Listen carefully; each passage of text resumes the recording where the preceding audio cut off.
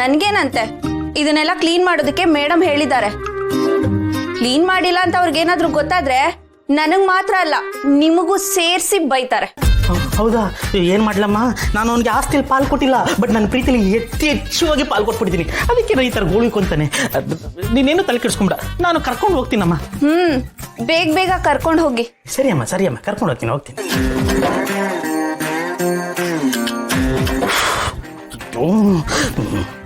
ಬಸು ಯಾಕೆ ಬಸು, ಯಾಕೆ ಗೌರಿ ಹೇಳೋ ಮಾತನ್ನ ಯಾಕೆ ಕೇಳ್ತಾ ಇಲ್ಲ? ಈ ಒಂದು ಮ್ಯಾಟ್ರು ನಮ್ಮ ಮಮ್ಮಿಗೆ ಅಲ್ಲ ನಿಮ್ಮ ಮಮ್ಮಿಗೆ, ನಮ್ಮ ಮೇಡಮ್ಗೆ ಗೊತ್ತಾದ್ರೆ ನಮ್ಗೆ ತೊಂದರೆ ಆಗಲ್ವೇ? ನೋಡ್ದ ಯಾವ ರೇಂಜ್ಗೆ ಇಗ್ನೋರ್ ಮಾಡಿ ಹೋಗ್ತಿದಾರಂತ. ಬಸು, ನಾನು ಹೇಳೋದನ್ನ ನೀವು ತಪ್ಪಾಗಿ ಅರ್ಥ ಮಾಡ್ಕೊಂಡ್ಬಿಟ್ಟು ಅದನ್ನ ನೀವು ಅಳವಡಿಸ್ಕೊಂಡ್ಬಿಟ್ಟು ಈ ತರ ಮಿಸ್ಟೇಕ್ ಮೇಲೆ ಮಿಸ್ಟೇಕು, ತೊಂದರೆ ಮೇಲೆ ತೊಂದರೆ ಮಾಡ್ಕೊಂತಾ ಇದ್ದೀರಾ. ಏನು ಹೇಳ್ತಿದ್ದೆ ನೀನು? ನಾನು ನಿಮ್ಗೆ ಹೇಳಿದ್ದೆ ಉರ್ಸಿ ಅಂತ, ಆದ್ರೆ ನೀವು ಈ ರೇಂಜ್ಗೆ ಉರ್ಸಿ ಅಂತ ಹೇಳಿದ್ದೆ. ನೀವು ನೋಡಿದ್ರೆ ಓವರ್ ಉರ್ಸ್ತಾ ಇದ್ದೀರಿ ಬಾಸು. ಅದಕ್ಕೆ ಆ ಹುಡುಗಿ ನಿಮ್ಮನ್ನು ನೋಡಿದ್ರೆ ಹಂಗೆ ಬಿದ್ದು ಹಾರ್ಬಿಡ್ತಾಳೆ. ಅಯ್ಯೋ ಬಾಸು, ಹಿಂಗೆಲ್ಲ ಮಾಡಬಾರ್ದು ಬಾಸು. ನೀವು ಸ್ವಲ್ಪ ನಿಮ್ಮನ್ನ ಫೈನ್ ಟ್ಯೂನ್ ಮಾಡ್ಕೊಬೇಕು. ಈ ಅಡುಗೆಗೆ ರುಚಿಗೆ ತಕ್ಕಷ್ಟು ಉಪ್ಪು ಅಂತ ಹಾಕಲ್ವಾ, ಹಂಗೆ ಹೆಣ್ಮಕ್ಳನ್ನ ಅಳತೆ ಮಾಡಿ ಉರ್ಸ್ಬೇಕು. ಈ ತರ ಎದ್ವಾ ಉರ್ಸಿದ್ರೆ ಹಿಂಗೆ ಆಗೋದು. ರುಚಿಗೆ ತಕ್ಕಷ್ಟು ಉಪ್ಪು ಹಾಕಿದ್ದಕ್ಕೇನೆ ಕಾಫಿಲಿ ಉಪ್ಪು ಹಾಕೊಟ್ರು ನಂಗೆ.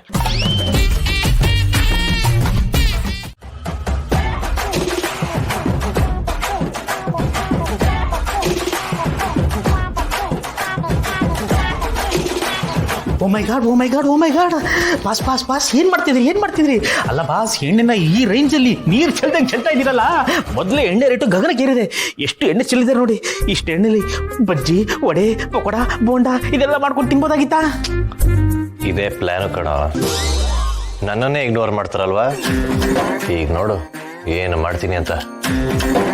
ಗೌರಿ ಅವರು ಹೇಗಿದ್ರು ಟೆರೆಸ್ ಮೇಲೆ ಬಟ್ಟೆ ಒಣಗಾಕ್ತಿದ್ದಾರೆ. ಅವರು ಬಟ್ಟೆ ಒಣಗಾಕಿ ಕೆಳಗೆ ಬರ್ತಾರ.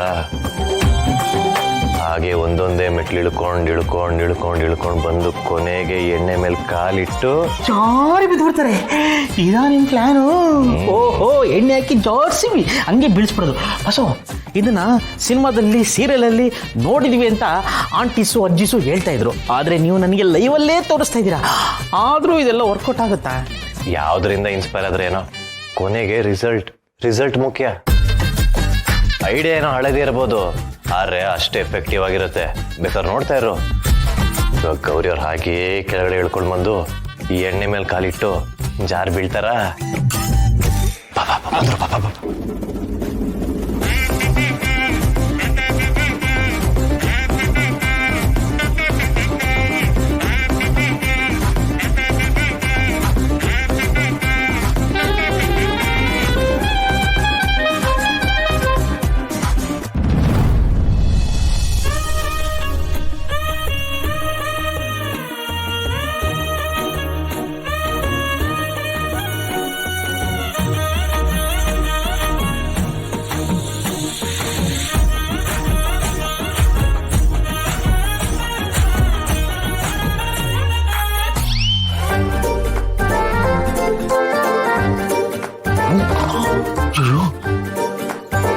ಗೌರಿ ಬರ್ತದೆ ಬಸ್ಸು ಗೌರಿ.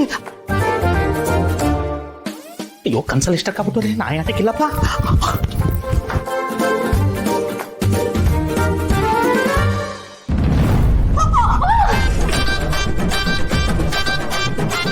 ನನ್ ಕಾಲು.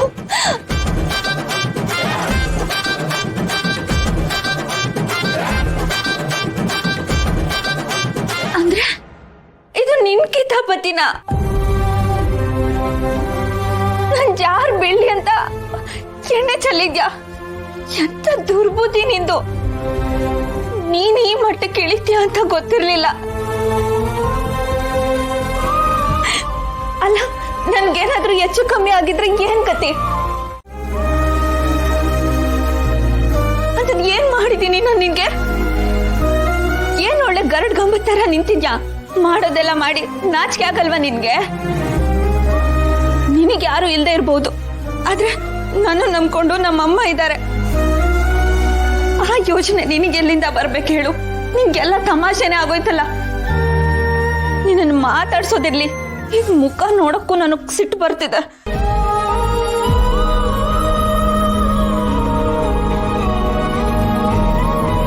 ಗೌರಿ, ಏನಾಯ್ತಾ? ಎದಳು, ಯಾಕೆಂದ್ರೆ ಬಿದ್ದಿದ್ಯಾ? ಗೌರಿ, ಏನಾಯ್ತೆ? ಯಾಕೆ ಕುಂತಾ ಇದ್ಯಾ? ಅತ್ತೆ ಇವನ್ ಇದಾನಲ್ಲ ಲೂಸು ಕ್ರ್ಯಾಕು ನನ್ ಬೆಳ್ಳಿ ಅಂತ ಎಣ್ಣೆ ಚೆಲ್ಲಿದಾನತ್ತೆ. ಸರಿಯಾಗಿ ಬಿದ್ದೆ. ನನ್ ಕಾಲ್ ಏನಾಯ್ತು ಅಂತ ಗೊತ್ತಿಲ್ಲ, ತುಂಬಾ ನೋವ್ತಿದೆ. ನಾವ್ ಅನ್ಕೊಂಡಿರೋಗಲ್ಲ ಅತ್ತೆ, ಇವನು ದೊಡ್ಡ ಕೇಡಿ ಇವನು. ಸರಿ ಬಾ. ಪರವಾಗಿಲ್ಲ, ನಾನೇ ಹೋಗ್ತೀನಿ. ಗೌರಿ,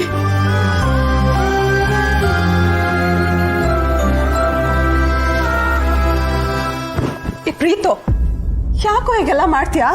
ಯಾಕೋ ಅವಳನ್ನ ಅಯ್ಯೋ ಅನ್ಸ್ತೀಯಾ? ಹೆಣ್ಮಕ್ಳನ್ನ ಅಯ್ಯೋ ಅನ್ಸ್ಬಾರ್ದು ಕಣೋ, ಒಳ್ಳೇದಾಗೋದಿಲ್ಲ. ಇಲ್ಲ ಚಂದ್ರು, ಏನೋ ಮಾಡಕ್ಕೋದೆ ಇನ್ನೇನೋ ಆಗೋಯ್ತು. ಅವ್ರಿಗೆ ನೋವು ಮಾಡೋದು ನನ್ನ ಉದ್ದೇಶ ಆಗಿರ್ಲಿಲ್ಲ.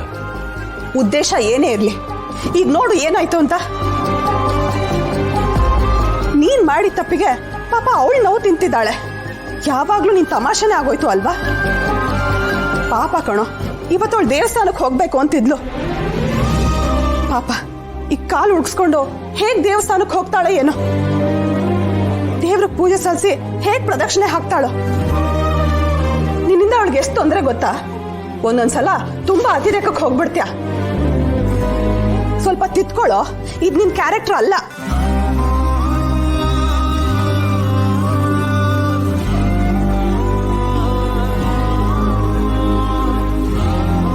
ಛೇ ಪಾಪ, ದೇವಸ್ಥಾನಕ್ಕೆ ಹೋಗ್ಬೇಕು ಅಂತ ಅನ್ಕೊಂಡಿದ್ರ, ಇವಾಗ ಹೇಗೆ ಹೋಗ್ತಾರೋ ಏನೋ.